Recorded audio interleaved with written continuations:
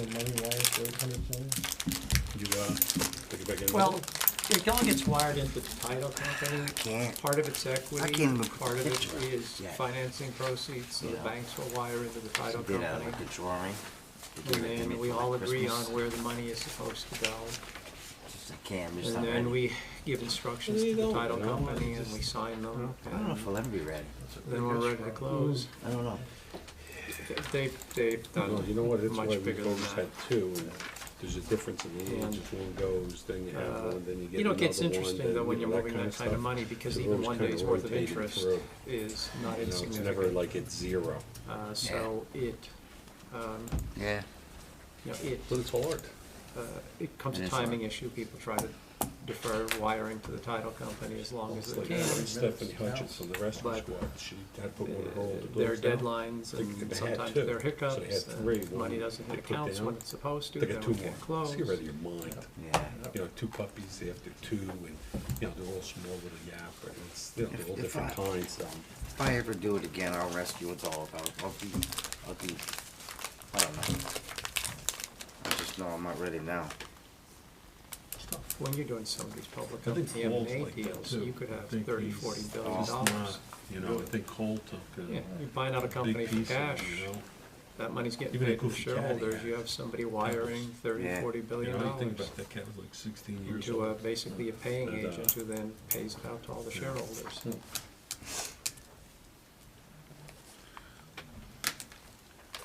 I was asking him, and There he's- was a I don't time think when $1 he's- billion was an eye-popping amount of Well, money. I don't Today, think he's- Never gonna get another I one. don't bet You have ever, so but many he's definitely billionaires. not ready. My in-laws got a dog you a got couple years ago, and people paying $150 million they, for they made my houses. brother-in-law like We represented sign a piece Griffith of when he paper bought that if something his happened to them, that he would take the dog. condo in Manhattan, 'Cause they're- $230 million. They're in their 80s and they got a dog. In the building Tornado put up Well, along that's how we Central wound up Park. with Buddy, that was Maria, the friend of closing one of those fee for aunts' that. dog, she was like Well, 85 years old. and there she was are real a close. lot of fees. There are real estate transfer You know. taxes, there are mortgage recording taxes, legal fees, And, lender but they origination couldn't fees. handle it, it was two old ladies, they're gonna take it to And the shelter. it's, So we said, this we'll take deal, it. this And, you deal know, I'm working and it on was a now, spur of the my moment. It firm's wasn't even like fees we were planning on are getting another $900. dog, that's how we took it. All right, bring him, And each bring him sibling over. has Well, their own lawyers. the usual, she drove by our house, it's, oh, we'll take the dog to the. So the total legal You know, fees like, for I'll this take it. deal, I mean, we did a lot of the work, but the total legal fees are gonna Are be you, Annie, you good? $3 Yeah, let million. me just switch the audio on. Okay, go ahead. Okay.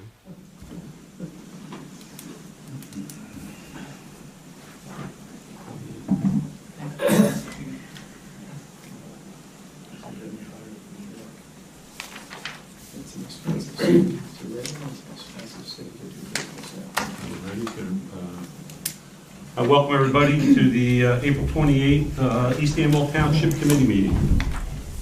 In compliance with the Open Public Meetings Act, this is a regularly scheduled meeting pursuant to the resolution adopted on January 3rd, 2022, with the meeting notice published in the Hunterdon County Democrat issue of January 13th, 2022. A copy of the agenda for this meeting was forwarded to the Hunterdon County Democrat, Times of Trenton, Star Ledger, Courier News, posted on the bulletin board, Township website, and filed in the clerk's office on April 25th, 2022. Ms. Casper Bloom? Here. Mr. Mills? Here. Ms. Ramsey? Here. Mr. Wolf? Here. Mr. Castellano? Here. Can everyone stand for the pledge? Pledge allegiance to the flag of the United States of America and to the republic for which it stands, one nation, under God, indivisible, with liberty and justice for all.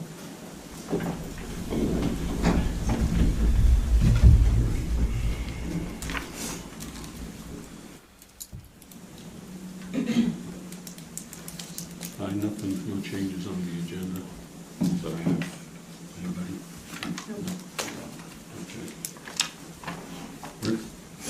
Anything? Announcements? Yeah, please. All right. Dog licenses are now overdue. There is an additional $25 late fee per dog.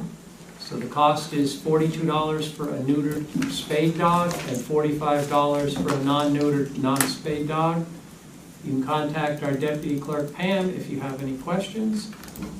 Residents are reminded that the Grit Yard, located at 4 John Ringo Road, is open for brush collection from 7 a.m. to 2 p.m. daily, and on the first and third Saturdays of the month from 9 a.m. to 3 p.m. For further information, you can refer to our township's website.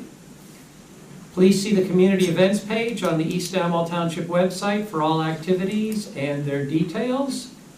The Parks and Rec events coming up. We have the Spring Cleanup Day on April 30th. That's this Saturday. And that's from 8 to noon, I believe. Township events coming up. The Amwell Valley Rescue Squad has a clothing and toy drive April 30th. The Amwell Valley Fire Company's Mother's Day flower sale is May 7th and 8th. Larison Corner Church Flea Market, May 7th. The National Psoriasis Foundation Annual Cycle Event, that's May 7th. It starts at 6:30 a.m. at the Unionville Winery. The East Amwell School PTO Color Run is May 14th.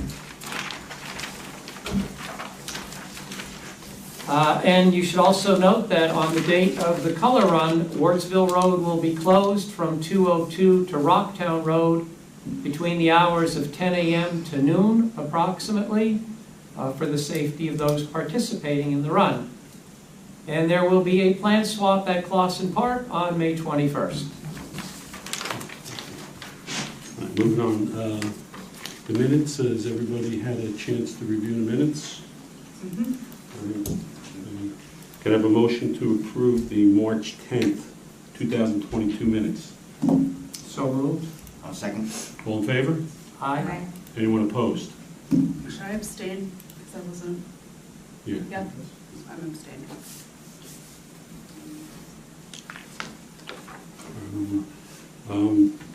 Is Region 9 here? No. Oh, I thought they were. I learned about this meeting from the East Amwell Facebook page. I didn't even know we were having a meeting tonight. So when I find out what our meeting schedule is and when we'd like them to come in and do their presentation, I'll invite them. All right, so the next meeting is going to be regular schedule. It's It's The in 2 second weeks. Thursday of May. It's in 2 weeks. the 14th? 12th. 12th. And are we having another special meeting in May? The, Margaret, that is the, 26. that's the earliest we can have for the budget, correct? Yes. 26th of May. It might not hurt to check with us for our availability before scheduling special meetings. Apologize for that.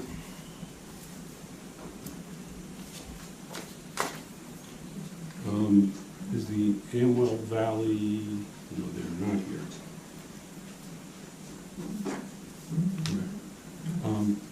Tara, on the Clausen Sure. Park Pavilion rental fee? Sure. So we have discussed this in the past. It's been briefly mentioned for trying to look at ways to evaluate opportunities to create a trust or a fund that would be in support of Clausen Park, which I'm sure everybody knows is host to dozens of community events and celebrations in East Amwell every year. So I believe Parks and Rec has partnered with you, Margaret, to look, there's this trust fund.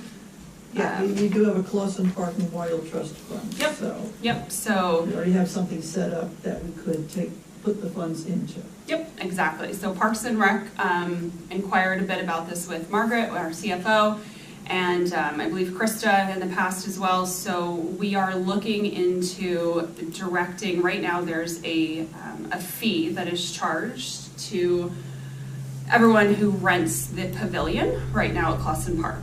So that fee is currently paid out to the township to rent the pavilion. So the thought and the idea in the past has been if it would be possible to take either a portion or all of that fee and direct it into the trust fund that's already available, the Clausen Park Memorial Trust Fund, in order to put those monies together to make enhancements, improvements, provide additional opportunities at Clausen Park. We have a very lean budget, as everyone knows, so we have not been able to maybe do these types of projects and programs in Clausen Park in the past. So the thought is that if we could direct some of that current fee into this memorial fund, then that would be a way for us to, you know, continue to invest in this wonderful park in our community that is used by so many residents.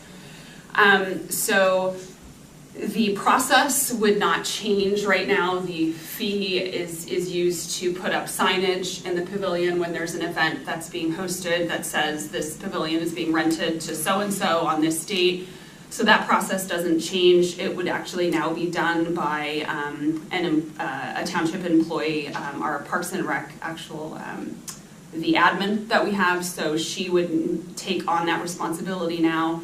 And nothing would, you know, we'd still have, be still in partnership with the DPW to assess if an additional off-cycle trash cycle removal is required after, you know, after a weekend, which typically they're not, because people are not using or you know, depositing excessive amounts of trash at the park. They can just be, it can just be picked up, you know, on a traditional Monday when the DPW does their regular stops to the park.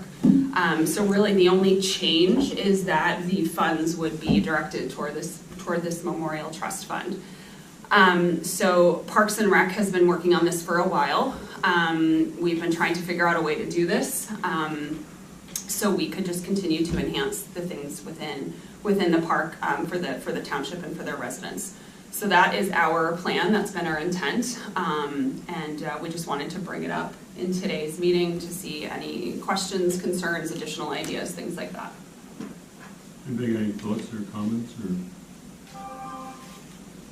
Well, general idea about it? all we're doing is taking tax dollars and moving them from one pocket into the other.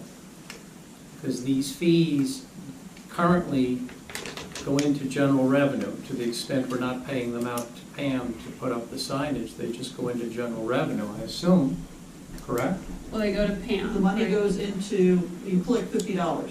For Right. Pam to go put up the signage, you pay her out of that fund $25 to do that. Right, So and then- instead, someone else will be doing that, they will not be getting the fee, and they want to move the money over into the trust fund. Just that 25 or the whole 50? That's what, Yeah, it's a portion, we have to finalize that. We want to work with Yeah. Margaret to make sure. yeah, because I want a resolution that says that you want, spelling out exactly what you want. Okay, so then net, we'd be moving $25 per, I guess, applicant Yep. to, I'm looking at Mark because I want to make sure I have this right. We'd be moving $25 in effect into the trust, and the other 25 would continue to go to the general revenue? If that's what they're proposing. I was assuming they wanted the whole amount going to straight to the trust, but I think we had talked about both, because the other just goes in towards like the general, right? It doesn't go it's towards. miscellaneous revenue net anticipated, so at the end of the year, it lapses into surplus. Yeah, so why don't we look at how much we collected over like last year and the year before and see what that would prove Off to the be. top of my head, I'm gonna say probably between $1,500 and $2,000, but that's just, Okay. Ballpark. Yeah, so I guess what are your guys' thoughts on if we would move half or all of it? Well, if you, to the extent that you're moving money that was not paid to Pam, you're just moving tax dollars from one pocket to another. I guess we could debate how we should characterize the money that was paid to Pam, but, so we have, I guess you're saying 30 to 40 permits a year? Because at $50 each, if we're getting 1,500 to 2,000, we'd be They're getting 30 to usually 40. booked pretty solid from April on. Okay. They've been on the rise since COVID, so I Yes. think in the past it wasn't that many, but the last 2 years have been booked pretty much every weekend. Right. Now, whether that'll continue post-COVID or not, I don't know, but you'll be moving, if you take half, if you just say we're going to take the savings by getting one of our employees to supplement Pam, or replace Pam, I guess, you're talking about $750 to $1,000 that you'd be moving in. anything else you move in, you're just taking tax dollars and moving them from one pocket to another. We also have an open space trust fund, and in 2016, I believe, the residents voted that money from that open space trust fund can be utilized for things more than just open space. I'm not a big fan of utilizing that money for anything more than open space, but technically I think that money can be used for improvements in the park. The other thing that was kicked around a few years ago, but nobody really wanted to take on the project, was converting the park to a 501c3. You can actually get 501c3 status for public parks. And then you could go out and solicit tax-deductible donations and use that to help fund the park. Because right now, some of the open space trust fund money does go to fund expenses at Clawson Park. And the notion was to try to make Clawson Park self-sufficient, so we're not using our open space trust fund money. And the thought was to convert the park to a 501c3 and then try to do fundraisers. And when you tell people that they could make donations and they're tax deductible, sometimes that will get you donations that you might not otherwise get. So that's sort of the history that I could recall about how to try to grapple with Clawson Park. So what happens to that money once it goes into the trust? Can we use it if we needed it? It has to be specifically for the park. So it can't, so once it's in there, it's locked in for Yes. Clawson? Yes. Can't use it for any other purpose? No, that's what I was explaining to them with trust funds. So you're taking money in. If somebody gives you a donation towards Clawson Park and they're telling you, I want it used for this specific thing, that's what you have to use it for. You can't say, well, we used it, we bought that, and if there's a little bit left, we'll use it for something else. No, it's got to be used for that particular item. But what they're looking for is to make it a fund so it's not like if, let's say if they want to put a water fountain wants to go in. Yeah, I mean, this would be just general General, improvements to right. Clawson Park, Right, but not that But no, specific Not gonna be that project, but specific. it It can, just has to be used for Right. Clawson Park. I mean, Right. it's not like if you donated money and said, I want this to put trees in the park, that's all we can use it for. right. But that's what you're looking for, right? Just a general fund for, general, Yeah, whatever not a projects. specific, there's nothing specific yet. I mean, we have like a laundry list of ideas, but nothing specific yet. And who was talking about making the park the 501c3? I mean, I remember hearing something about that. It came up when Jim Davidson was running the museum, and we were discussing how to make the museum self-funding. And subsumed in that discussion was, well, can we do something to make Clawson Park self-funding? I mean, the tennis courts at some point are going to have to be replaced. The tennis courts are shot. Yep, that's one of the potential ideas, but that is incredibly expensive. It's, before construction costs started going through the roof, it was roughly $150,000, and that's without the fencing, and that's with our DPW doing the demo work. Yeah. So I don't think. Today, that 150 is probably 200 or more. We had a discussion with the county about potentially getting a grant to do that, and there was some interest on the part of the county. But again, that didn't seem to go anywhere. That may be an avenue worth pursuing, but you're not going to get a 100% grant. You might get a 50% grant, which if it's a $200,000 project, you have to figure out where you come up with the other $100,000. But a decision's going to have to be made at some point in the not-too-distant future on the tennis courts, because a couple of years ago, we couldn't even open them in the spring. The gaps were so large, our insurance company told us that we couldn't, the cracks, that we couldn't open it until those cracks were filled. And so Jason did the best he could to fill the cracks, and the insurance company blessed it to be opened. But the court wasn't built correctly to begin with. There wasn't an appropriate base, and that's why you see it basically dropping, except in the middle. The middle where they have the footings for the nets is holding up fine, but all around it it's dropping and basically just self-destructing. So either we're gonna have to close the tennis courts or put in new tennis courts, but ultimately they're not gonna be safely usable. I don't know how much they get used, so I don't know whether that would be something to be thinking about potentially budgeting for down the road, if we could get grant for half and put money away for the other half. But I don't know how much they're used.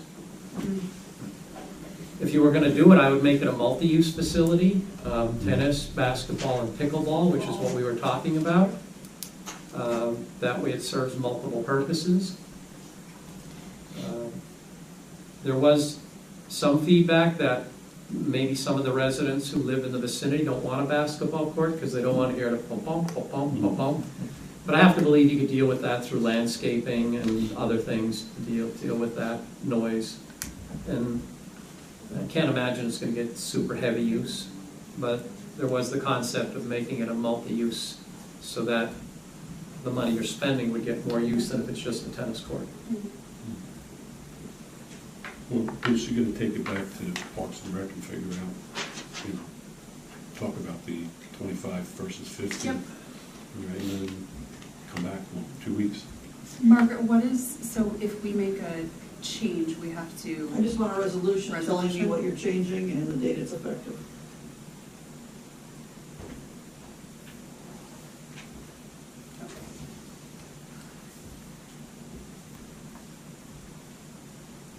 I think it's somebody's phone ringing. Again.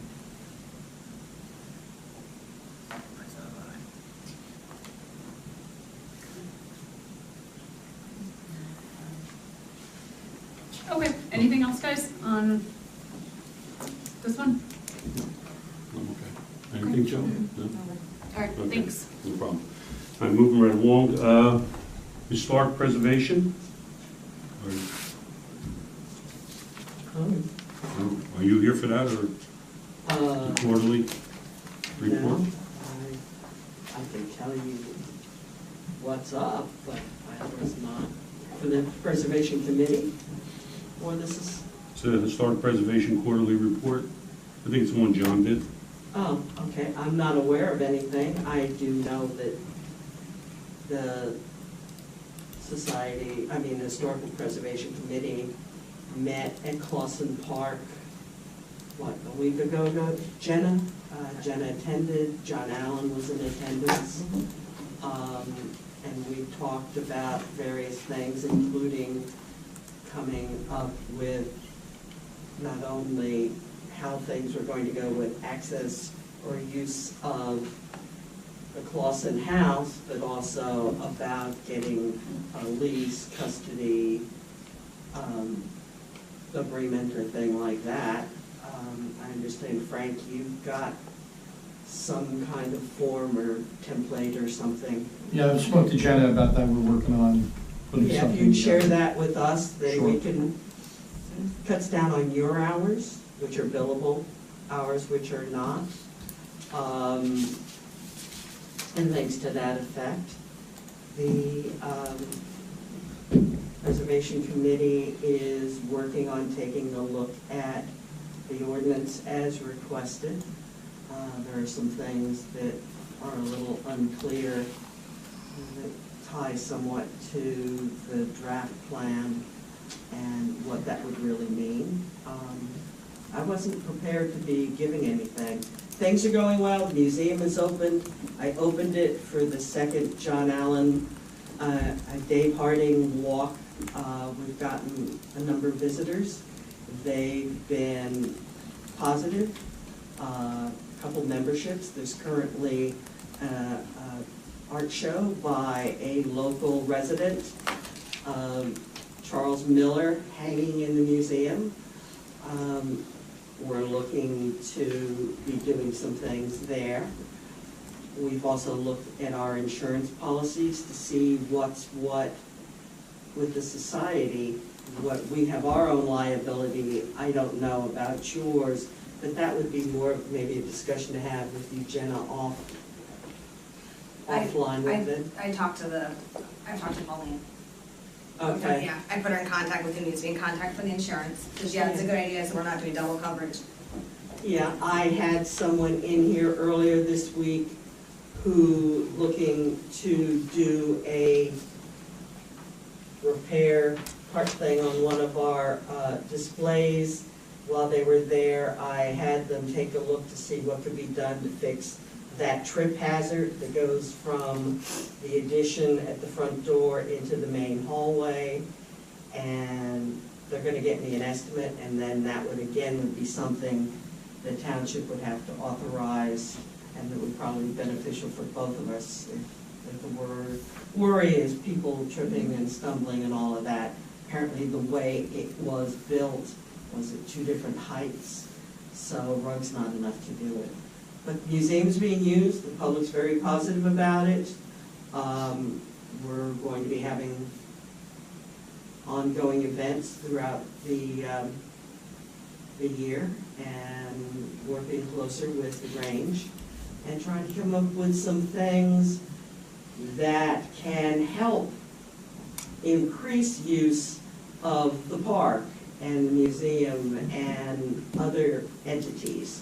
Since the society is a 501c3, if you had somebody already, because there's a lot that goes on with that, rather than just poof, your park, Green Acres money, and your 501c3, such a solicitation of donations could theoretically be routed through that and specified for doing your water fountain or your tennis courts or things like that, since Clausen House is also part of Clausen Park and things to that regard. So there may already be a mechanism to move money from those with more than enough to a township with less than enough to get something improved for the greater good.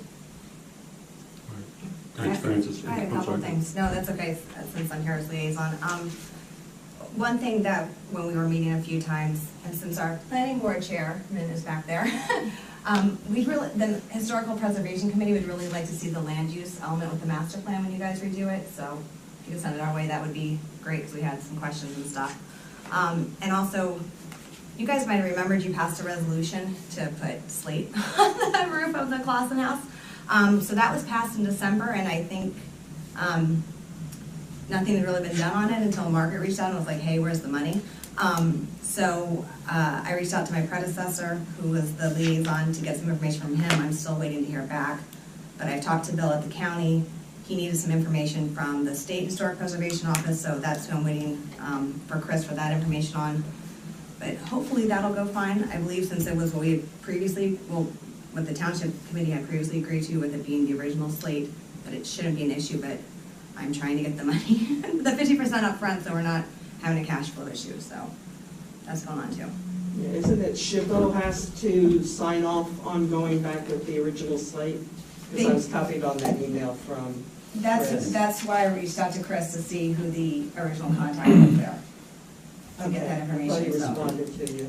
Not I may have yeah. that, Jenna, I may have that name. Okay, I can email it to you. perfect. And then we'll get, I think we should be good then, hopefully. All right, thank you. All right, next, I'm going to be open to the public. Can I have a motion to open to the public, please? So moved. Second? Second. All in favor? Aye. All right, we're now open to the public. Anybody? Francis? Okay, Francis Gavigan, 123 Wurtsville Road, Ringoes, New Jersey. I think while we're working on our master plan and our ordinances and all of that stuff, we may also want to consider some component of a dark skies element to our master plan and to our ordinances. We currently have a lighting ordinance that means that if you have a light on your building, it has to be downward facing and things like that. With the preliminary activity going on with the state and about with Thompson Land, with the solar-powered greenhouses to grow berries, we theoretically could end up with at least 2 21,000 cubic meter glow bulbs in our view shed right across the street that we're currently not protected from. I mean, one of the core elements to our master plan and how we see ourselves as a community is that it is rural, it is natural, it is hopefully as untouched as is humanly possible. And if we turn into a Den Hollander Farms greenhouse rows south, which I was involved in fighting with 17 years ago now, when they took a farm and they put hoop houses and things in and dug down to the bedrock, and it was a big lawsuit with the state and they destroyed the soils. That is potentially something that we could be exposed to if we have not protected that innate natural element of East Amwell, which is a native dark sky. When there were lights put on for soccer at the school, it was a big point of discussion. The way the world works these days is that we could be exposed to all sorts of things, and in addition to joining all of our neighbors with solar panels in our view shed, we could also have big glass light bulbs out there shining upon everything, and that's not good either for the community, our sense of self, the birds in the Sourland, and the residents, so to speak. While this is all going through the initial stages of reaching out to the state for extensions of water wetlands delineations that people are writing letters to go against.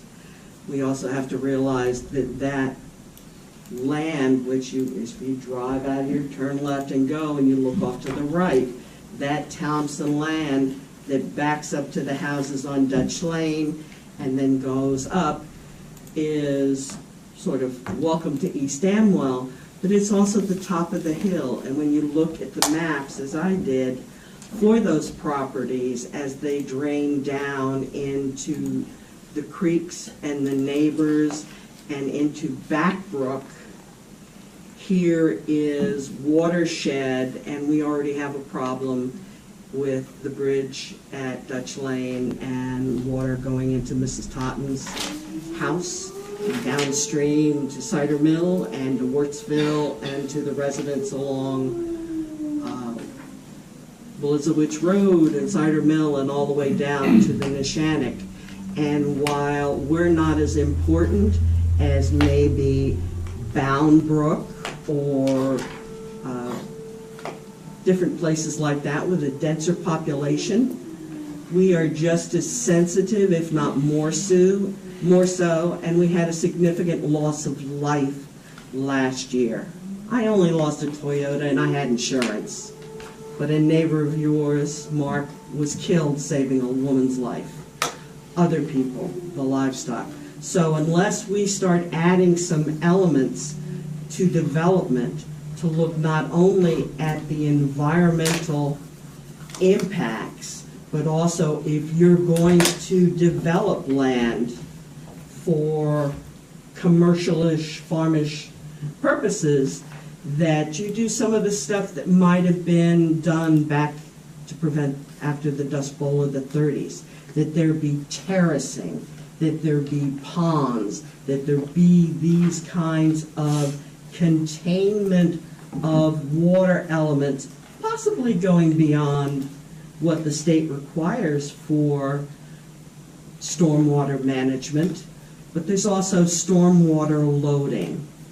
And those houses on Blizowicz and the farmer who lost all of his equipment on Cider Mill Road and the house that was just built and that a number of you were at cleaning after the flood of Ida, they're going to be in the same mess again unless something is done. And I don't see the state coming out of the woodwork to pay attention, or, you know, the government. I would like to reach out, and I'll call Congressman Malinowski's office. I'll talk to anybody.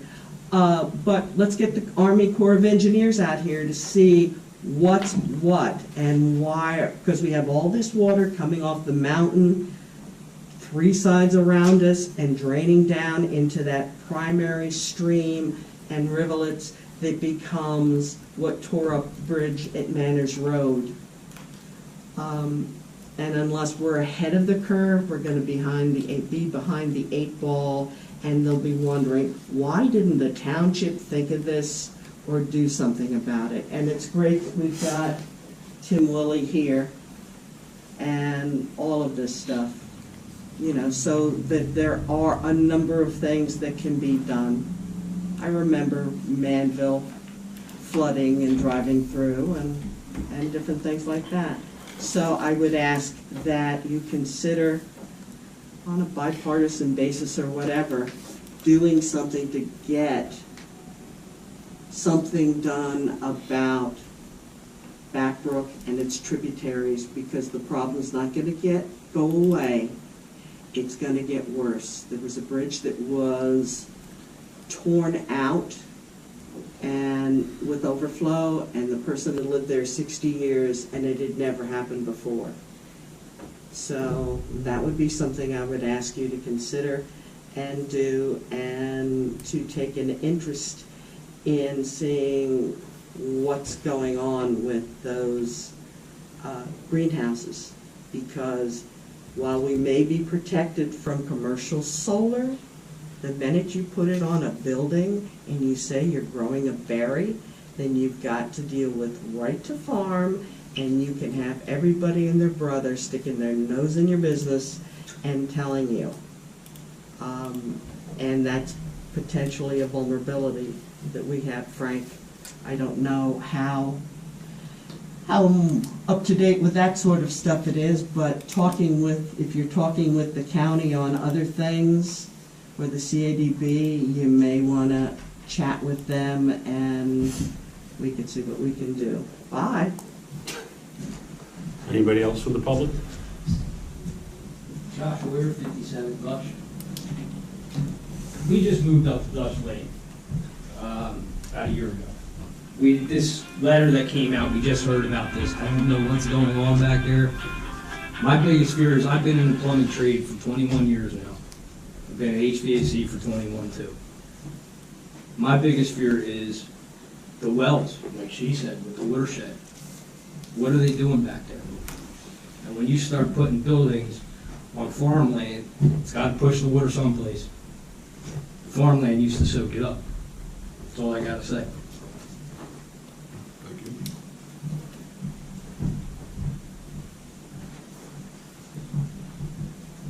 I'm Mary Ann Ryder, 12 Dutch Lane.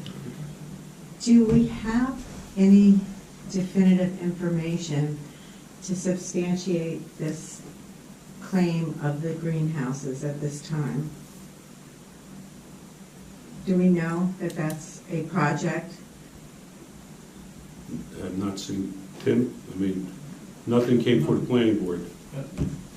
Mary Ann, I've been asking around, and the statement in the letter that we have a copy, apparently nobody here got a copy. The application that I got from the township says no application has currently been filed. So I guess I echo the same concerns as Francis with the watershed and my new neighbor with the well situation. I also understand from talking to other farmers who knew something about commercial growing of strawberries that it can be pesticide intensive. So that's a concern if that is in fact what's going to be there. But as importantly, I just wanted to bring up the past. In the 80s, I was a lot more active in the township, and the first master plan that I was aware of had the 202-31 corridor as open and farmland because it is the gateway to East Amwell Township. So I don't know how actively the Farmland Preservation, or as I guess it's now called, Open Space Committee, has thought about the possibility of preserving that farmland.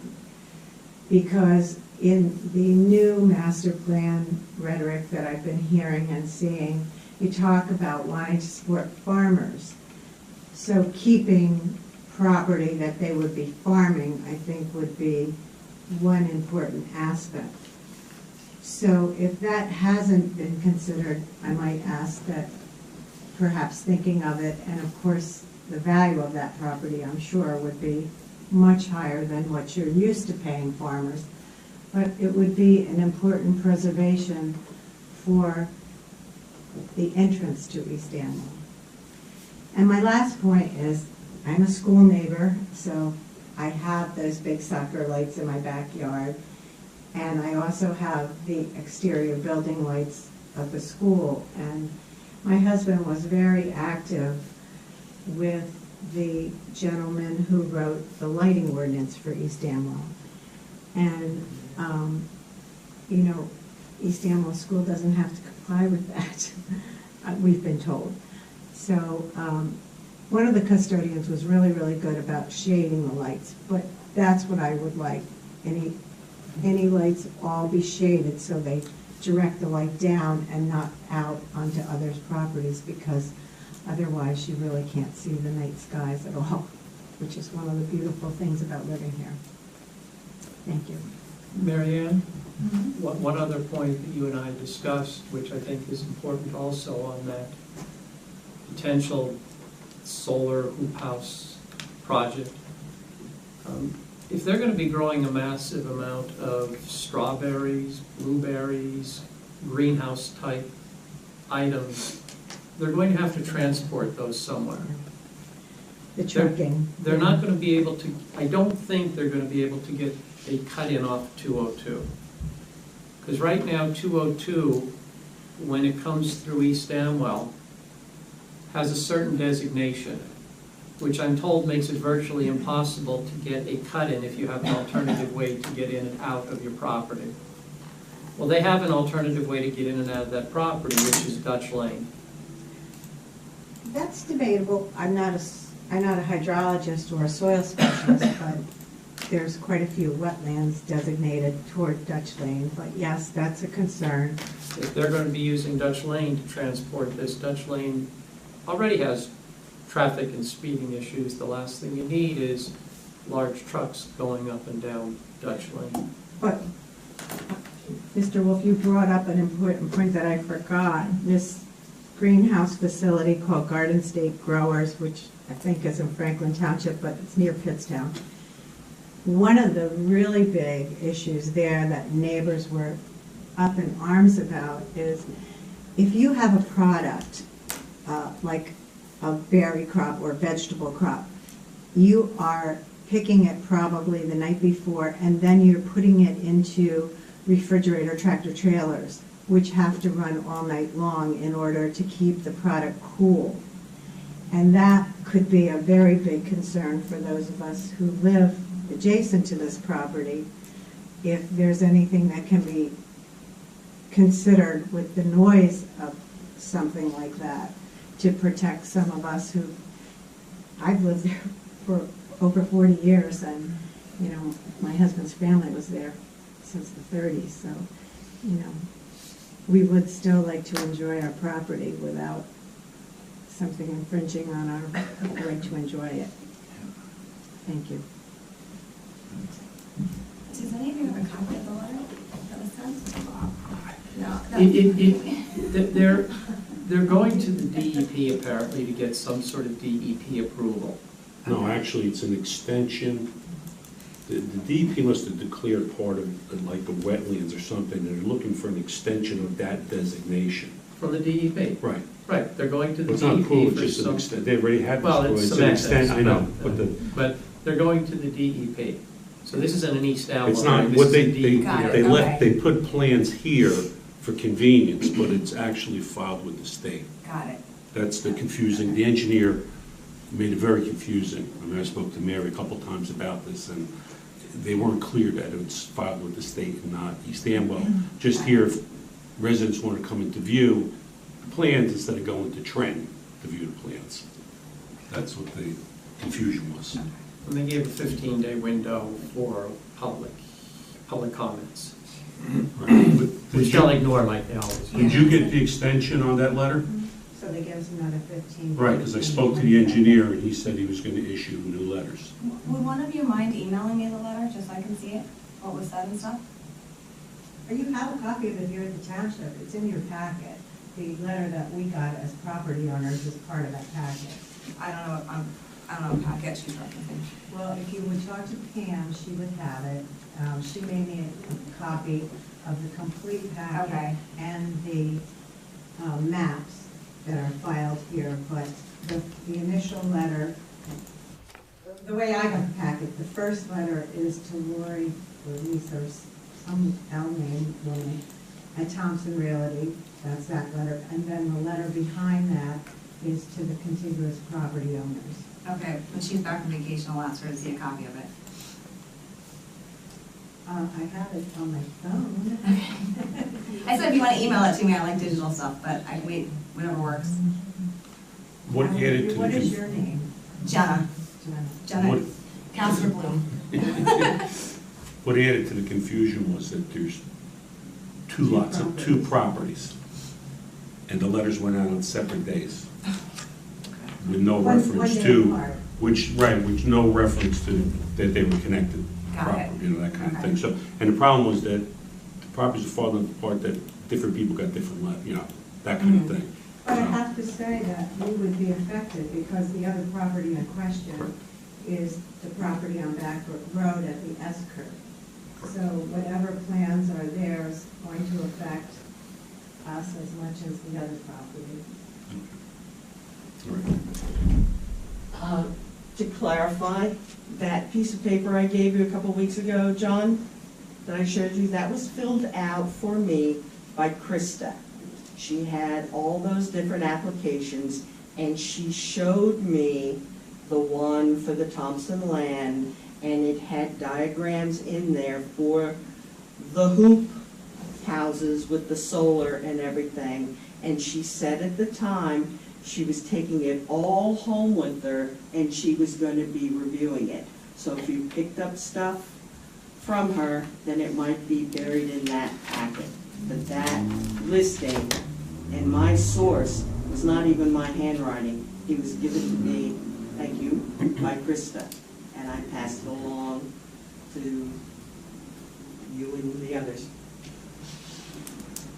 All right, anyone else from the public want to speak? Can I have a motion to close to the public? So moved. Second? Second. All in favor? Aye. Consent agenda items. All matters listed below are considered to be routine by the Township Committee and will be enacted by one motion in the form listed below. There will not be a separate discussion of these items. If a discussion is desired, that item will be removed from the consent agenda and will be considered immediately after approval of the consent agenda. All right, can I have a motion to approve all the consent agenda items, please? So moved. Second? Second. All in favor? Aye. Anyone opposed? Roll call. Ms. Casper Bloom. Yes. Mr. Mills. Yes. Ms. Ramsey. Yes. Mr. Wolf. Yes. Mr. Castellano. Yes.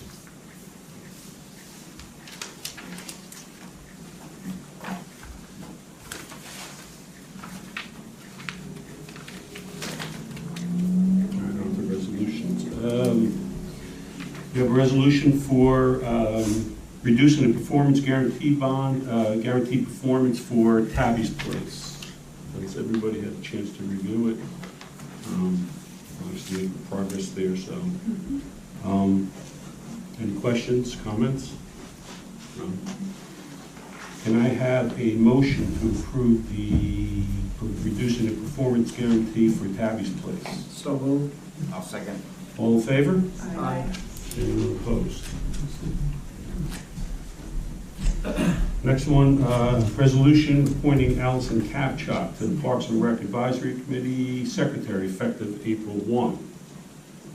Questions, comments? All right, need a motion to approve appointing Allison Kapchak as Secretary of the Parks and Recs Advisory. So moved. Second? Second. All in favor? Aye. Anyone opposed? No.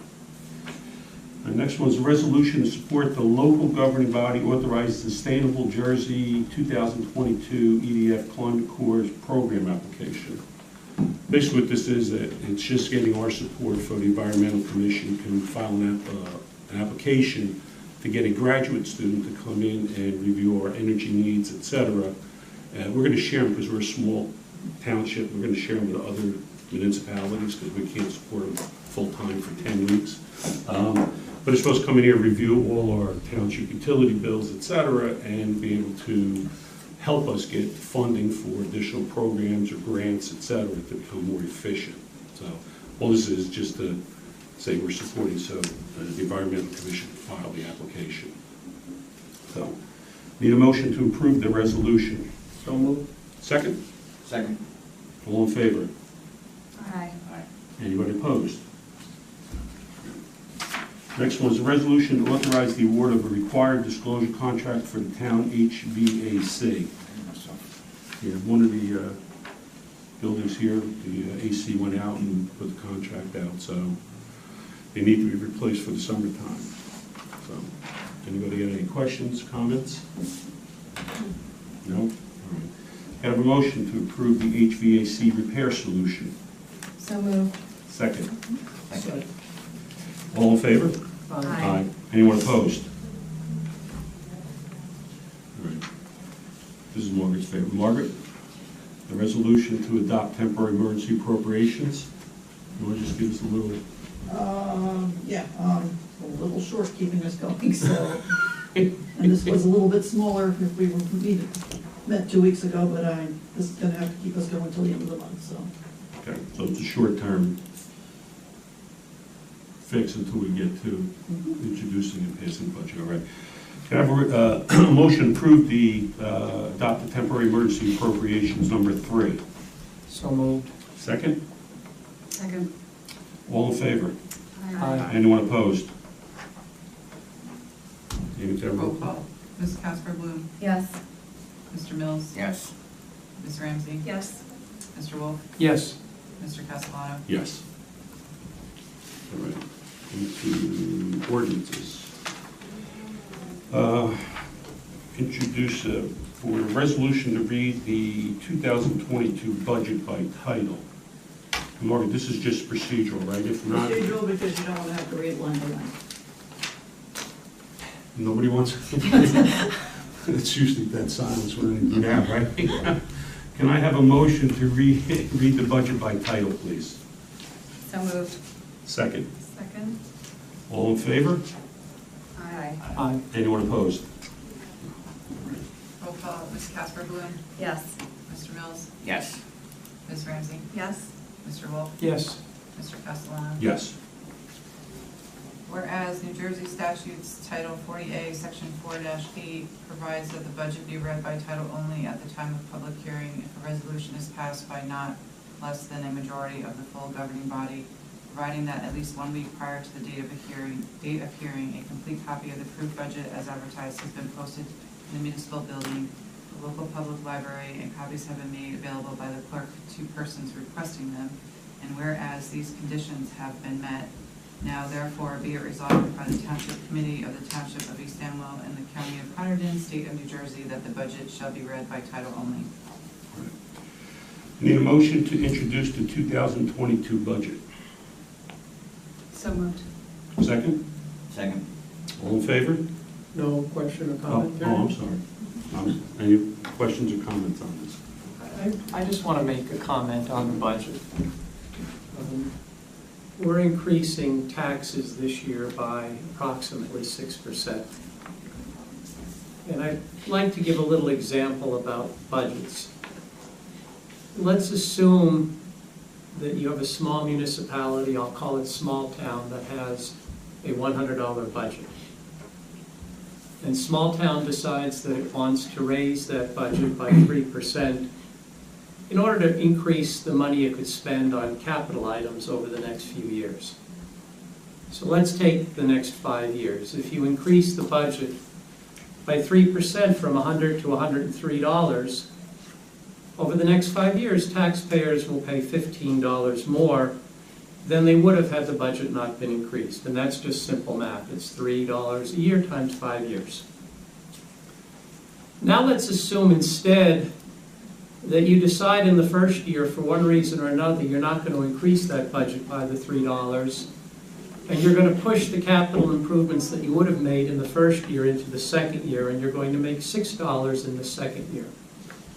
So you raise the budget to $106 in the second year. You don't raise it anything in the first.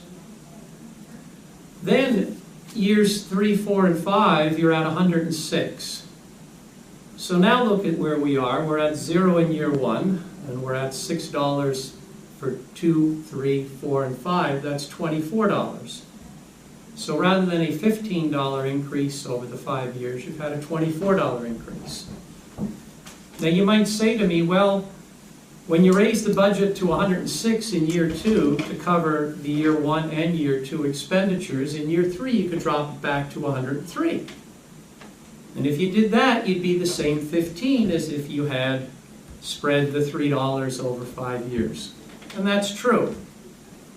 The problem is that in the real world, what goes up when it comes to budgets doesn't come back down, which means in the second year when you raise it 100 to 106, odds are you're not going to drop it back to 103 in the third year. What's going to happen is when you're sitting down to do the third year budget, you're going to see that you have 106 to spend without any tax increase, and you're going to find a way to spend the 106. And so as a practical matter, that will wind up being the $24 increase over the 5 years. That's what I'm concerned is happening here. Last year, we wanted to increase the budget by about 3%. That budget was pretty much informally approved by all but one of us on the Township Committee. The one of us happened to be running for re-election, did not want to see a budget increase in the year he was running for re-election, convinced other members of the Township Committee it was a bad idea, and we had 0 last year. Now the chickens are coming home to roost this year, and we're at 106. Are we going to go back to 103 next year? I doubt it. I'll be pleasantly surprised if I'm wrong, but I doubt it. So I'm not happy about this year's budget. This year's budget is the product of using last year's budget for political purposes instead of behaving fiscally responsibly. And I discussed that in detail at a prior Township Committee meeting. I'm not going to get back into it again. So I am going to vote in favor of introducing the budget tonight, but that's not because I'm happy about the budget or because I believe that this was the best way to run the town. It's basically because I don't see us having much choice. There are things that we believe need to get done, and they have to be paid for. But I just want to be on the record as saying that I am not happy about this, and my view is that budgets should never be used for political purposes. We should always focus on fiscal responsibility and what's best for the residents as a whole. Those are my comments. Okay. Anyone else? I just have a question. When was the last time taxes were increased here in the township? I think it was 2017 or 18, I have to look. It was 2017. So quite a while ago. Yeah. And I know, maybe you can refresh my memory, but we were very close to having a balanced budget last year. I think we were about 34. Yeah, we're about $36,000. Yeah, and then we found some Sandy money, right? So we were closing the gap. So we're in a very different situation this year than we were last year. And that's all I really want to say. Anyone else? All right. Can I have a motion to introduce the 2022 budget, please? So moved. Second? All in favor? Is that a roll call? That's a roll call. Oh, all right. Well, it's all in favor, then we're going to do a roll call. All right. Ms. Casper Booth, Yes. Mr. Mills, Yes. Ms. Ramsey, Yes. Mr. Wolf. Reluctantly, yes. Mr. Castellano. Yes. Budget summary will be published in the May 5th, 2022 issue of the Hunterdon County Democrat, and the public hearing will be held at a special Township Committee meeting on May 26th, 2022 at 7 p.m. The next one is ordinance 22-03, it's ordinance to amend the code of the Township of East Amwell, Chapter 53, Animals. Can I have a motion to introduce ordinance 2203? I'm Okay, I'm gonna sorry. ask the same question I am, right? No, I thought I thought that she was gonna come talk to us about it. She said she was going to come in and discuss with us Yeah. the purpose for this amendment. Didn't know that. I mean, that's not, I know why she's making the amendment, and it's not a condition of my voting on it, but she Yeah. did mention that. Yeah, I was just, because I. She was concerned that the existing ordinance does not give her sufficient authority to deal with people who are mistreating animals. But also she made it a little broader Yeah. than just dogs. I mean, it's like other animals and stuff like that. Mhm. So, I just, You can introduce tonight and put I that on the intend to have her. discussion at the next. I didn't realize, I mean, we can have her easily. You can make changes and I think it also needs, the way, maybe I was looking at a wrong version, but No, she yelled and stuff. Looking for Kristen. it's just, it's not very legible either, so. But I think when it gets published, it will be legible. Well, bear in mind, you were looking at, in effect, a black line version Right. that shows what was there and what's replacing. Yeah, but there were like errors in it, that's why I was. I'm not surprised. And who is she? Carolyn Murphy. Our animal control officer. Okay, so we can like have a condition or something that it gets reviewed before to vote on it, correct? well, if you're introducing it tonight, it's in the format that it's in. So I don't think we can. That's what, it's a red line version, as Rick said. It's a black line, yeah. That's what I talked to this afternoon about that, so. You can do that. Look, maybe we should have her come in and discuss it Yeah. before we All right, so introduce it. Carolyn, Yeah. she's gonna be at 5:14. All right, so we're gonna put this off to 5:12, 5:14, next meeting. 5:12.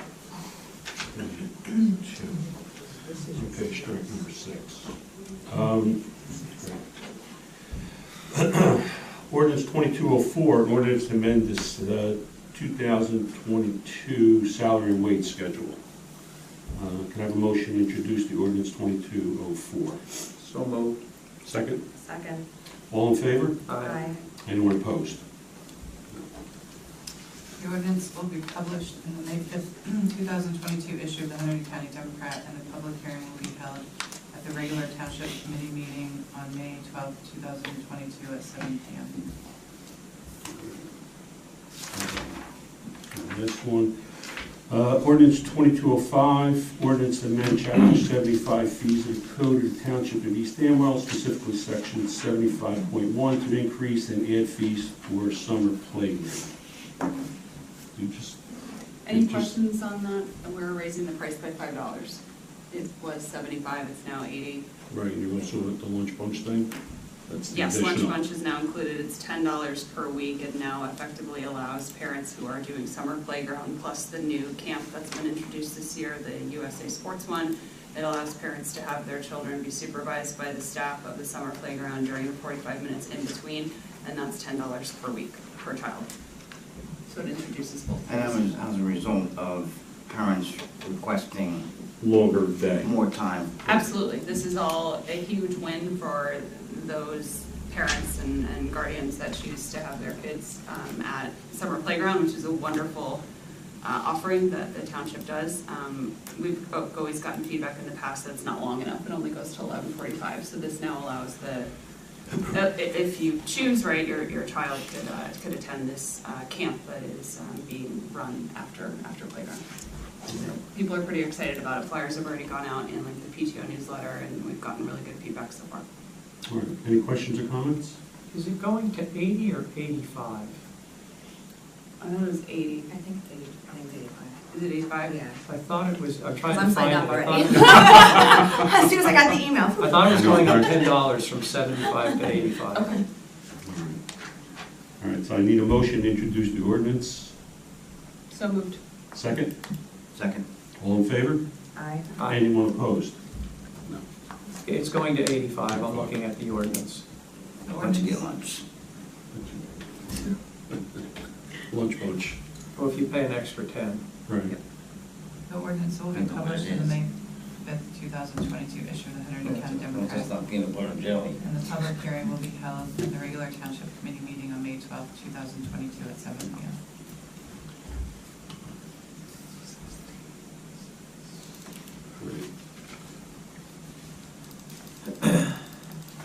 Next is unfinished, the employee benefits package regarding holidays.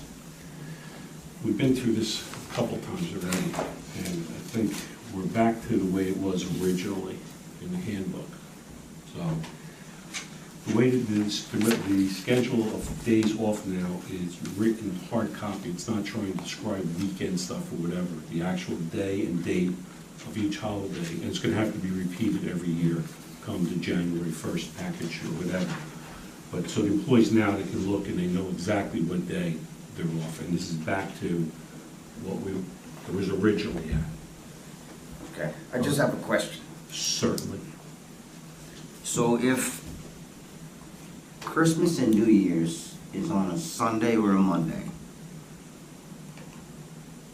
are we crediting people for a holiday on a weekend? Or, like, are we, so we're, I guess what I'm asking is, I don't want to take anything away that folks have, but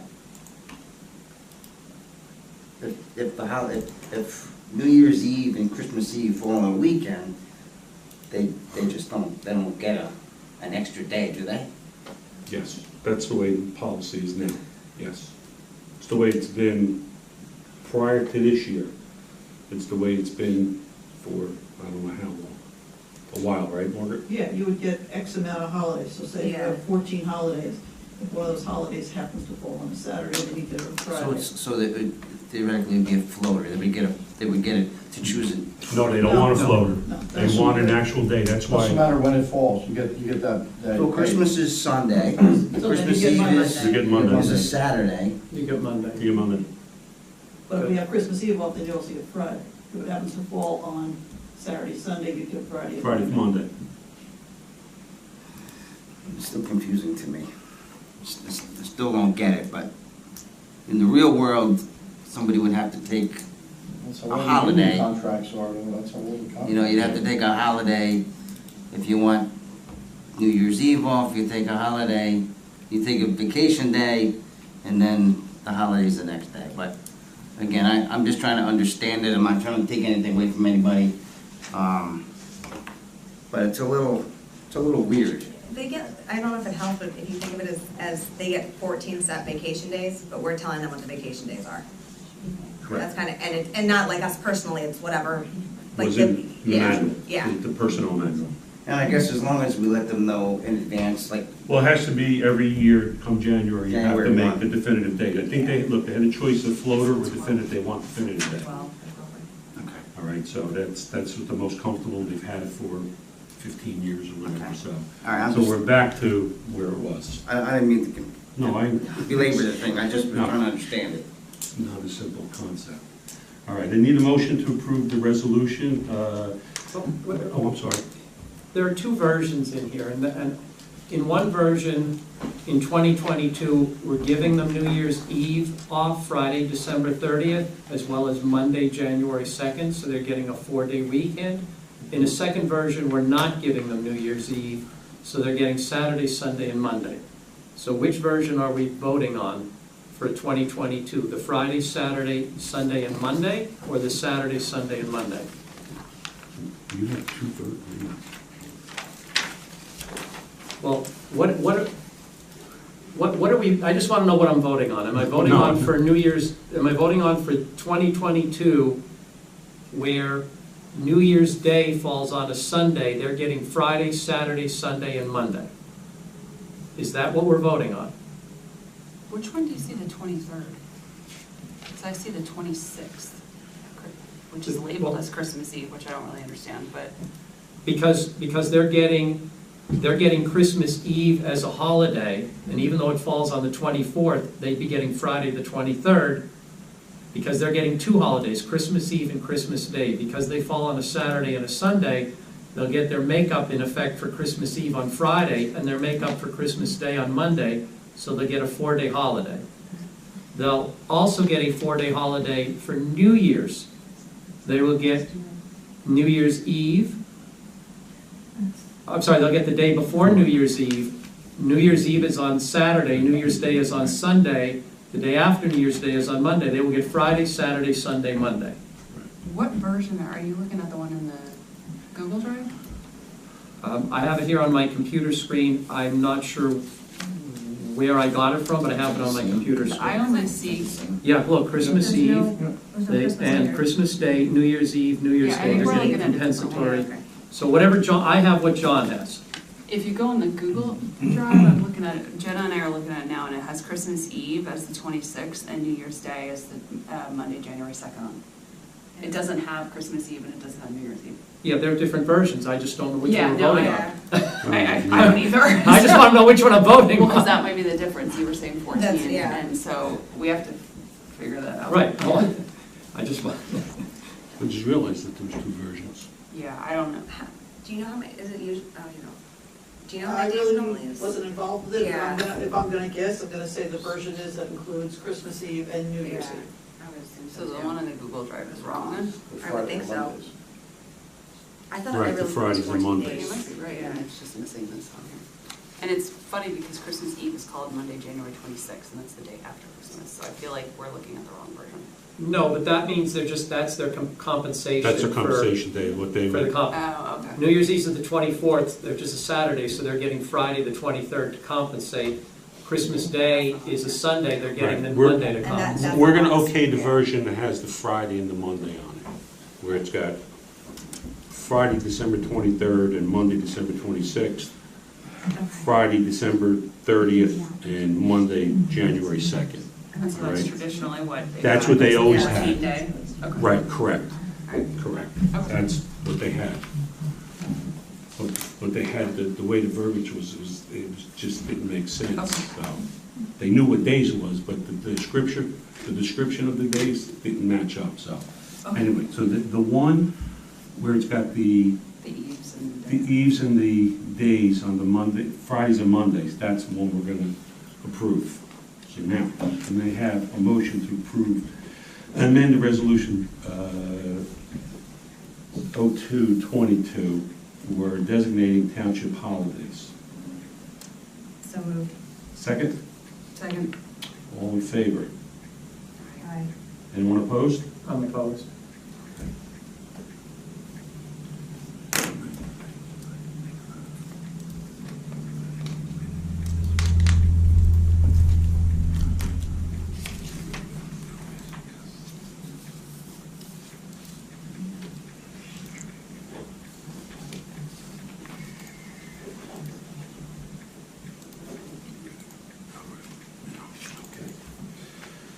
Next item is the appointment of a CFO. We had put out an advertisement with Margaret's impending retirement. Easy, no happy dance. We put out an ad looking for a temporary interim CFO. We did get some replies. We did interview some people, and we were pretty impressed with one. Margaret interviewed her. I did. Current tax collector, Amory Sylvia did. Head of DPW, Krista, and everybody. Rest of them, Oh, no, Krista, I'm sorry, I take that back. Krista was not there, that's right. But everybody was pretty impressed with her, and she was relatively flexible for what we needed, and she matched up with a lot of our requirements. So she's got 10 years as a certified municipal financial officer, and she's also certified tax collector too. She does work in another township, but she will do some time here. She'll be on site. Most of the other people that we interviewed, they wanted to do stuff virtually. and the QPA wanted to do everything totally virtual. And it was probably twice as expensive as what she was asking for. So she will do 2 nights a week. We've designated one, and we just have to figure out the other one, right? Which she hasn't committed to, but she will be available for phone, but definitely 2 nights a week. She will be available by phone and Zoom calls, etc. So we think she's going to meet the requirements, and obviously came in at half the price of most of the other ones that we've talked to. So, does anybody have any questions or comments about her name? Is Ashley Fruholtz, and she's the current tax collector up in Byron Township, up in Sussex County. So, any questions, comments? Can I have a motion to approve the CFO resolution? So moved. Second? I'll second. All in favor? Aye. Any opposed? Jen, this is you? Landis? No, I Dave? didn't ask to put it, I don't, did you? Matt, All right, bring that's it? fine. Yeah, no. I talked to John Allen, when we were at the Historic Preservation Committee. I think we've done the search of the land is great. Margaret. I think we've done a search as far as we can go with title and everything. John did a really good job. He found old wills and stuff, so, now we gotta He talk. found old wills? Yeah, from 1830, of how stuff was passed down and everything. So he thought the next step was to go to the county. So we've been in contact with, we're trying to get in contact with the surrogate's office and see what we need to do and stuff. But there were some old, yeah, we're moving along, yeah. We're actually very close to being at the point where we can go into court and say that we've exhausted all avenues. We're unable to identify anybody that owns this. We're going to have to publish 4 times during a 60-day period in 2 papers that we want to take possession of the burial ground. Once we do that, then we can go into court and ask the judge to award us title to the burial ground. So John is trying to wrap up a few things, and then we'll coordinate getting it published the 4 times in the 2 newspapers during the 60-day window. And then Jen and I will work on getting this before a judge and hopefully getting title awarded to the township. That's provided nobody shows, right? Yeah. It's also, you know. Yeah, well, yeah. And this has been hanging in the balance for how long? 4 or 5 years is when they first discovered that there was a Discovered, burial right. ground. And hopefully, I mean, I don't know how long it'll take to get this in front of a judge. One would hope the clerk looks at it and says, this is a no-brainer, and we get it stamped pretty quickly, and we just move on. Yeah. That's good. That's good. All right, on to new business. We need a motion to accept the resignation with regrets of Krista Parsons, our zoning officer. Any questions, comments? So moved. All right, can I have a motion to accept her resignation? So moved. Second? Second. All in favor? Aye. Anyone opposed?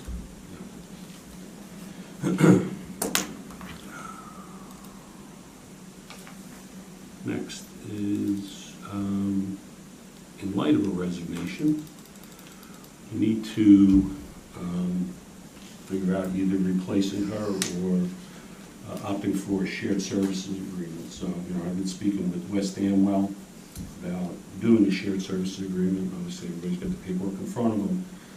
I think there's a lot of advantages to going with West Amwell. Always shared services is always the way to go. They have our construction department now. It's a full-time construction department with multiple people there. And they've reassured me if we do in fact go with them that they have, their staff will be available for East Amwell residents even when we don't have hours scheduled with their zoning officer, who we're going to obviously share with. They're automated. You can do all your applications online, you get code numbers, and you can follow the progress of your zoning application, et cetera. So, cost-wise, there's not really much difference. You know, they obviously want to retain all the fees that are generated from permits, et cetera, which they're saying it's average about 10 grand. We generate about 8,000 or 9,000, so we're about 1,000 short, and the administrative fee is 10,000 what they want. But we currently pay our zoning officer 17,300. So net we're about flat, but I think we're going to get more service and more coverage from them. Plus, it'll be one-stop shopping with the zoning and the construction. So, anybody got any questions, comments? John? Yeah. All right. Need a motion to accept the shared service agreement with West Amwell? So moved. Second? I'll second it. All in favor? Aye. Anyone opposed? Do we need a roll call to enter into a shared service? We can do We it. can do a roll call. Do a roll. Ms. Casper Bloom, Yes. Mr. Mills, Yes. Ms. Ramsey, Yes. Mr. Wolf, Yes. Mr. Castellano. Yes. Next item is the reservation of violations clerk Margaret Quista. It's unfortunate that she just felt there was too many hours, and she's only been with us 3 weeks. But she said it was too many hours. So, can I need a motion to accept the resignation with regrets of Margaret Quista? So moved. Second? Second. All in favor? Aye. Anyone opposed? All right, we're now open to the public. Can I have a motion to open to the public, please? So moved. Second? Second. All in favor? Aye. We're now open to the public. Ms. Grant? Wish I had her energy. Come on, energy. Linda Raff, 148 Cider Mill Road, Livingston, New Jersey. My real reason for coming here is because I was really interested in ordinance 22-03, the one about the animals. When do we get to have a chance to make comments on it, to talk to somebody, to correct spelling errors, to correct grammar, all of that type of thing? When do we get a chance to do that? We're going to have we're going to reintroduce it next meeting, which is the 12th. I keep saying this, the 14th, the 12th. We will have the animal control officer here also to go through why she wants the changes, how she wants the changes, et cetera. She'll explain why she's requesting the amendment to the ordinance. And the spelling, everything will be cleaned up by then. As a member of the audience, will we be allowed to participate, or will it just be told to us? And so I want to know, when can I make my comments? That would be June, right, Frank? That'd be, the comment period would be... Comment in the public session at the meeting. Right, well, you can comment in the public session, but comments specifically on the ordinance would be the hearing in June. Adoption hearing. Right. And so at that point, isn't it a little bit late for me to be saying some of the things that I have to say? I was reading through it, and I thought, dogs work fine. We're talking about we're talking about Ringo's, we're talking about a residence area. I don't believe that she is aware of farm animals. I mean, first of all, if my horse decides to jump out of the fence and go running off, he doesn't have a license on him, he doesn't have a tag, and I'm certainly going not to talk to all of my neighbors and saying, hey, listen, if my horse jumps out, be aware. The same thing with farm cats. I mean, one of the rodent control is farm cats. They live in the barns. My cats are chipped. They see the veterinarian regularly, but they roam all over the farm area. So what I'm trying to say is, what I saw in here was appropriate for a town, for a residence area, but it wasn't appropriate for farms. And that's what East Amwell is. We're a farming community. I mean, it's very common. Just one of the other days, I saw 5 black cattle walking up the driveway. And I called the appropriate owner and I says, guess what? Your cows are out. I didn't say, guess what? I'm going to call animal control. What in the heck they're going to do, I don't know, unless they've got a trailer and that type of thing. So, anyway, I just feel that this should be made before we go and make a big deal out of this ordinance. And have gone through 2 months. And then I stand up and say, what do you think you're doing?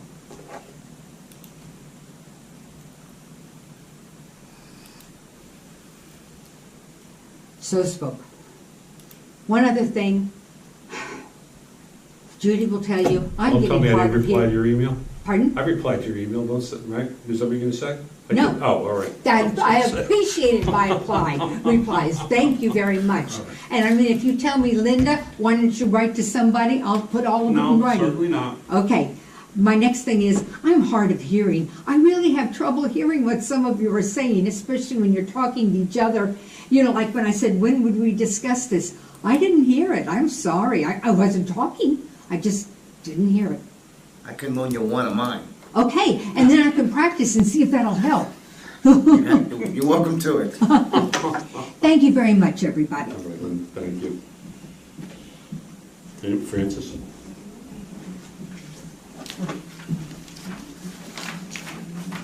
I'll follow up, start with that. This ordinance comes under the law of unintended consequences. Carolyn Murphy's a nice enough lady and all of that, but she's had a number of conflicts with various people and wants to have more police powers. That's not a good idea. The taxpayers, the residents, are gonna jump down your throats and go out the other side. This says that I cannot have a pen or a pasture for my horse that's closer than 50 feet from the property line. That's ridiculous, and that's stupid, and that's none of her damn business. Saying that you cannot have a lead. Have you ever seen those little dog leash things where they retract? Guess what? They go further than 6 feet, but she's saying it's got to be 6 feet. Now, the chickens that are just down the road, or guinea hens that cross the street or play in the road all the time, are we going to go after that guy when they're going over to the school? This should not be reintroduced because it's a request to solve a problem, to give her a hammer, to hit residents over the head with. And after I leave here and talk to the residents who have had this happening, you're going to probably hear from a few more, and I don't think you'd like it. I would say fold it into a nice paper plane and send it to a receptacle. It's for a problem that doesn't fit. The other issue is, and it's probably because somebody who's watching online asked me, are you guys going to be doing anything about office staffing here? Because, you know, I followed up a request and I got that information, and I'll talk to you separately about it. But, you know, Pam goes on vacation. We need to have adequate numbers of trained personnel to conduct the assigned tasks. I'd rather see you spending money to put people like Allison Kavchuk or some folks who can actually do some of the things and work the technology and all of that for us than pay for an office manager that doesn't manage the office. You know, one of the simple tasks of an office manager is, oh, you take your time cards. I fill out my time card, I sign it, I turn it in, it ends up going to Margaret, and it gets paid. Not one of those damn time cards that I Oprah'd and paid $8.17 for was signed by the supervisor. You know, it's it's a problem not needing a solution. We do not need an office manager here. Take that money and put it towards providing a service to the residents in East Amwell. I was in here about 10 days ago, or maybe last week, don't really know. A man came in, it was his third time coming in, wanting to try to see, well, what does he do about, he wants to expand his kitchen, and I know it's all gone up in Facebook and all that other stuff, but this is a public meeting and I'm bringing it to you now. He'd come in 3 times, not knowing what to do. Pam couldn't help him because we didn't have a zoning officer or any of that here at the time. So, but at least I handed in the form, at least, the 12-page monstrosity that nobody without a PhD in obfuscation could fill out, which is the application. We used to have a simpler 2-pager. Pam looked up where he lived and told him, and I commiserated with him, well, you're in the mountain zone. God help you. To do what he wanted was a simple thing. Let's get the meat and potatoes, day-to-day stuff operating in the office going. I appreciate all the time, Mark, that you're spending here. You know, I hear about it. Sometimes I hear for having said, oh, yeah, he's down there again. But is this shared service agreement with West Amwell effective today? When will it be effective? Because knowing it was probably coming, I sent the poor SOB down to West Amwell to go talk to at least their construction officer as to what might apply. He went off with his little 12-page bibble, you know, but does West Amwell have to approve it? Is that 2 weeks off, 4 weeks off, whatever? And what do people do in the meantime? And if we're working on it, if somebody would, in addition to this and whatever, put something up on Facebook saying that, hey, we've agreed to go into a shared service with West Amwell. It has to be ratified by them. That will be as soon as I can find out. And we will keep you up to date and let people know through the mechanisms that they have other than this camera. I think what Linda came here from the start from was she wants information, communication. It's a work in process because every year the deck gets shuffled. This one's mayor, this one's liaison, this is who, what, when, where, and how. It's government, it's messy. But let people know that you've taken this step. And if Allison's watching this, hey, Allison, you go up and put something up there, because I'm not good with computers. But let's just fix the problem, because it's an oasis out there.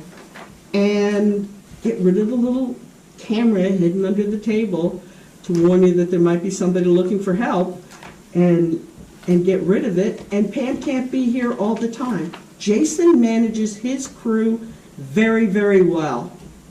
I was over there the other day to meet somebody at the museum, and they were there putting mulch around everything, and they weren't being supervised, and they were working really hard. And I took a couple pictures, asked permission, and I'll put those up. But we've got good people. Let's take the money we might diddle away elsewhere and give it to some of the employees. And maybe if somebody goes out and gets a certification or a heavy construction license or any kind of certification, let's give them more than the 2% that we give everybody, including the dog catcher. You know, there should be an incentive for people to feel that if they're doing something for the town, that they are appreciated. And I don't think it's that much money to give somebody more than 4 cents or 40 cents or whatever. That's it. Thank you, Francis. I have a couple more minutes. Go for it. It's only 8:30. No, this is, I didn't mention this before. I don't know if the person who wrote this is aware of the fact that New Jersey has a manure management program. It's Rutgers Extension is what I work through with that. It's a multi-page document on what we have to do when we have different animals, so many horses, so many cows, so many chickens, all that kind of thing. So I just wanted her to be aware of the fact that we already had a manure management program for the state of New Jersey. Thank you, Linda. Anyone else? Seeing no one else, can I have a motion to close to the public? So moved. Second. All in favor? Aye. All right, down to the bills of the evening. Can I have a motion to approve the April 14th bills of the evening, please? So moved. Second? A second. All in favor? Aye. Anyone opposed? Mrs. Casper Yes. Mr. Mills? Yes. Ms. Ramsey? Yes. Mr. Wolf? Yes. Mr. Castellano? Yes. All right, bills of the evening from April 28th. Motion to approve the April 28th bills of the evening, please. So moved. Second? Second. All in favor? Aye. Anyone opposed? Amy? Mrs. Casper Bloom? Yes. Mr. Mills? Yes. Ms. Ramsey? Yes. Mr. Wolf? Yes. Mr. Castellano? Yes. Anything on the, Just, I'll have to get in touch with Jason. I would imagine that folks have many traffic concerns through reaching out on the site, but I don't want to take that for granted. I'll make sure I touch base with him. Insofar as Delaware Township goes, we are setting up stationary radar on John Riggles Road. I don't know what the numbers are. I don't know how much activity. I do like the new report that the state gives. Yeah, because they categorically, they give us a running total of what's happening throughout the whole year, so we can see if there's any trends. Hopefully they won't change this, but, and I will get together with Kingwood Station about the run on the 14th. Allison's gonna get you something on that. Yeah, I have a flyer. I'm scheduled to meet with Ray Lally one day next week, so I'll make sure he knows personally. All right, can I have a motion to approve the administrative reports, please? So moved. Second? Second. All in favor? Aye. Anyone opposed? No correspondences.